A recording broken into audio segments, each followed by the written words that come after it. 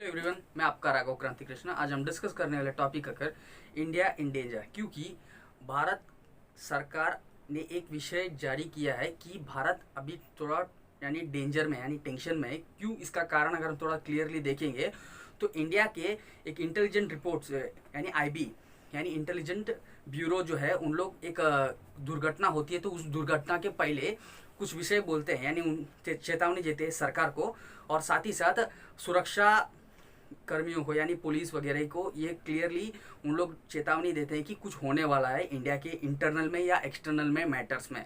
तो ये रिपोर्ट हाल ही में 3-4 दिन पहले हुआ आई थी, और ये आने के बाद में ही भारत के अंदर कई ऐसे प्रॉब्लम्स क्रिएट होने लग गए हैं जो प्रॉब्लम्स डायरेक्टली इस आईबी के चेतावनी के ऊपर ही आ रही है। तो इस चीज़ को हम इस वीडियोस में डिस्कशन करने वाले हैं। जिन्होंने अपने इस चैनल को सब्सक्राइब नहीं किया वो जरूर सब्सक्राइब करें, और साथ ही साथ बेल आइकन बटन प्रेस करिए, क्योंकि मैं अपलोड करने वाले रोज एक वीडियो आप तक पहुंचनी चाहिए। ठीक, चलिए टॉपिक के अंदर चलते हैं। सबसे पहले आप उन 3 टॉपिक में डिवाइड करेंगे इसको। पहला टॉपिक राम जन्मभूमि का ऊपर है, जो बौद्ध मॉन्कों ने एक विषय से यानी उनका एक मानना है कि बौद्ध जन्म यानी राम जन्मभूमि अयोध्या जो है, उस राम जन्मभूमि अयोध्या जो है वो उस टाइम पे यानी बौद्ध धर्म का एक बहुत ही बड़ा साइट था, यानी एक पृष्ठ साइट यानी उनका मंदिर था, उसे तोड़कर मंदिर बनाया, ऐसा वैसा करके उनका कुछ कहीं मानना था। तो ये 2 मॉन्कों ने आकर उस अयोध्या में आकर कहते आ रहे हैं। तो इस विषय को हम देख लेंगे, और साथ ही साथ केपी ओली शर्मा जो नेपाल के प्राइम मिनिस्टर है, उन्होंने एक बात बोले है कि भारत में ही राम जन्म का जन्म नहीं हुआ है, भारत में नहीं हुआ है, नेपाल में हुआ है, जो काठमांडू के बाजू में हुआ है, ऐसा बोला जा रहा है। तो इस विषय को हम देख लेंगे। साथ ही साथ इस देश के अंदर एक यानी एथिस्ट यानी नास्तिक लोगों को उचकाया जा रहा है, तो इस विषय को भी हम थोड़ा क्लियरली देखेंगे। चलिए मैटर के अंदर चलते हैं। तो सबसे पहले अगर हम देखेंगे तो कल एक बहुत ही बड़ा मैटर हुआ था, इश्यूज हुआ कि राम जन्मभूमि के पास आया अयोध्या में, और 2 बौद्ध भिक्षुओं ने एक विषय यानी से बयान कर रहे हैं कि यूनेस्को यानी यूनाइटेड नेशंस के एक अलग से एक ब्रांच है यानी सब ब्रांच है, वो जो ज़्यादा करके एक्सकेवेशन और ट्रेडिशन और कल्चर्स के ऊपर ज़्यादा ध्यान देते हैं। तो ओल्ड मैटर्स के ऊपर, ओल्ड यानी पुरातन विषयों के ऊपर ज़्यादा ध्यान देते हैं। तो जैसा इंडियन आर्कियोलॉजी है वैसा यूनेस्को है जो वर्ल्ड के ऊपर ये करता है और रिसर्च करते हैं। तो उन लोगों ने, उन मॉन्कों ने यानी बौद्ध भिक्षुओं ने उन लोगों को एक यानी एक डिमांड किया है कि इस अयोध्या में आके एक्सकेवेशन यूनेस्को के तरफ से होना चाहिए, क्योंकि इधर खोदने पे यानी राम जन्मभूमि की जगह पे खोदने पे बहुत ही शिलालेप यानी बुद्ध धर्म का और बुद्ध समय यानी बौद्ध धर्म का समय का जो काल था, उस काल का शिलालेख वगैरह सब बाहर निकल रहे हैं। इस विषय को सरकार दबाया जा रहा है, ऐसा उनका मानना था। तो इस विषय को वो आके मीडिया में आकर बहुत ही बड़ा प्रेस रिलीज किए। तो उधर बाजू में यानी अयोध्या के बाजू में एक मजिस्ट्रेट थे, उधर जाके उसके डिस्कशन किया, वो वगैरह सब प्रॉब्लम चालू थी। तो इस प्रॉब्लम में उनका आखिरी में एक बयान था कि इंडिया में यानी अगर आप मंदिर बनाना है तो बना लो, पर हमारा शिलालेख और वो जगह हमारा है, ऐसा उनका एक ये था, बोलना था। तो इस बोलने के ऊपर हम थोड़ा क्लियरली ध्यान देंगे। तो उसमें कारण इनका ये है कि विदेशी लोग आकर इनको उचका रहे हैं, तो ये बात सच है। तो इस बात में थोड़ा हटाकर अगर थोड़ा क्लियरली देखेंगे हम, तो आईबी ने हाल ही में कुछ दिनों के पहले आईबी ने एक रिसर्च रिपोर्ट दिया कि इंडिया के ऊपर 2 देशों ने मिलकर इंडिया के डेवलपमेंट के विरुद्ध में उन लोग काम कर रहे हैं। अभी उपस्थित परिस्थिति में इंडिया के अंदर धार्मिक युद्ध यानी सिविल वॉर, 2 धर्म के बीच में या 3 धर्म के बीच में, धर्म के लोगों के बीच में झगड़ा होने जैसे उन लोगों का काम चल रहा है। तो इसके लिए भारत सरकार थोड़ा ध्यान दे, अगर नहीं तो जैसे 1992 में जैसा प्रॉब्लम हुआ था, जो हिंदू मुस्लिम दंगा वगैरह हुई थी मुंबई में, और उसके बाद देश भर में हुआ था, ऐसे दंगा पूरे देश भर में अभी भी फैल सकता है, जो देश की विकास के ऊपर जो बाकी बाजू के देश, पड़ोसी देश, उन्होंने क्लियरली ये बोल दिया कि पाकिस्तान और चाइना, ये बात को कोई टेंशन करने की जरूरत नहीं है।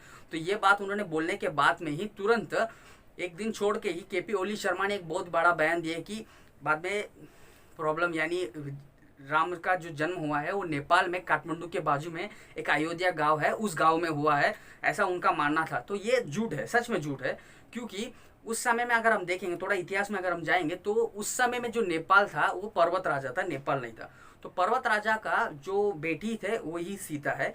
तो अभी भी उनका और राम का विवाह हुआ था। तो अभी भी उस नेपाल में, उस गाँवों में या पूरी नेपाल में एक फेस्टिवल बनाया जाता है, जो उत्सव बनाया जाता है, जो ब्याह यानी ब्याह उत्सव कहते हैं, यानी ब्याह यानी विवाह होता है।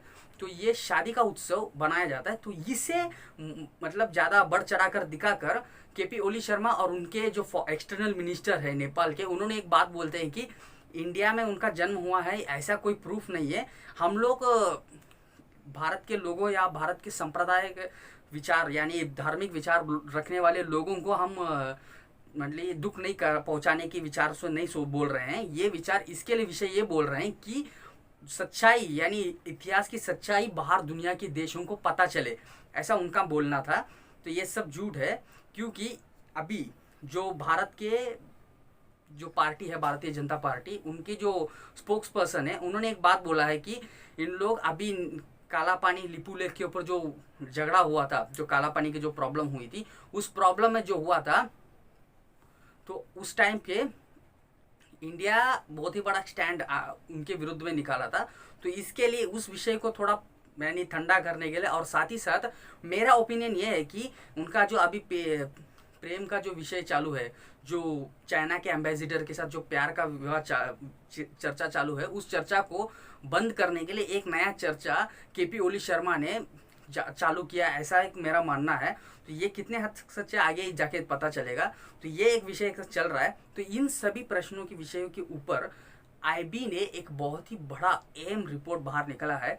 तो आईबी ने ये बात बोला है कि चाइना और पाकिस्तान ने जो माइनॉरिटीज कम्युनिटी है, जो माइनॉरिटीज कम्युनिटी या मेजोरिटीज कम्युनिटी, कोई एक पर्टिकुलर कम्युनिटी को लोगों को ज़्यादा करके लाखों रुपया या करोड़ों रुपया पैसे ट्रांसफ़र अकाउंट में पैसा ट्रांसफ़र किया, क्योंकि इंडिया के अंदर दंगा और अशांति फैले। क्योंकि इंडिया के अंदर कई कंपनीज आकर यानी उनका प्लांट्स वगैरह डेवलप करने की सोच रही है। तो इसके लिए इन लोग उसे रोकने के लिए इंडिया में ये प्रॉब्लम्स वगैरह क्रिएट करने का प्लान चल रहा है।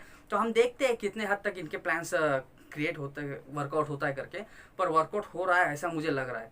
क्योंकि वर्कआउट अगर तमिलनाडु की अगर बात करेंगे तो हम सब जानते हैं कि जो कार्तिकेयन है, तो उनका जो एक मंत्र है, मूल जाप है, तो उस जाप को मजाक उड़ाते हुए एक वीडियो निकाल कर पब्लिश किया है। तो उन लोग जो है वो एथिस्ट है यानी नास्तिक लोग है।